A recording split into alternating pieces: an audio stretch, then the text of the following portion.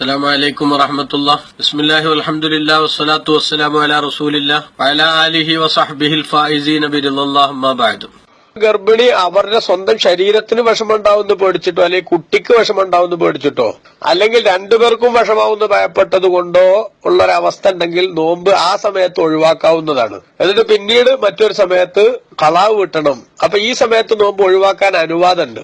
പക്ഷെ കുട്ടിക്ക് വേണ്ടി മാത്രം പ്രയാസാവുന്ന ഭയപ്പെട്ടതിന് വേണ്ടിയാണ് നോമ്പ് ഒഴിവാക്കിയതെങ്കിൽ നോമ്പ് ഖളാ വീട്ടുന്നതിനോടൊപ്പം ഒരു മുദ്ദ് പ്രായശ്ചിത്തം എന്ന രൂപത്തിൽ സദക്ക ചെയ്യുകയും കൂടെ ചെയ്യണം എന്നാണ് സംബന്ധം പറയാനുള്ളത്. ഇപ്പൊ എന്ത് ചെയ്യാൻ അവർക്ക് നോമ്പ് ഒഴിവാക്കാവുന്നതാണ്, തെറ്റില്ല. പക്ഷെ ആ നോമ്പ് ഖളാ വീട്ടുകയും കുട്ടിക്ക് ബുദ്ധിമുട്ടാവുന്ന മാത്രം പേടിച്ചുകൊണ്ടാണെങ്കിൽ ആ സമയത്ത് കുട്ടിക്കും തനിക്കും കൂടെ പ്രയാസാവുന്ന പേടിയുണ്ടെങ്കിലും ഒന്നും വേണ്ടയില്ല, നോമ്പ് മാത്രം ഖളാ വീട്ടിയാൽ മതി. ഓക്കെ.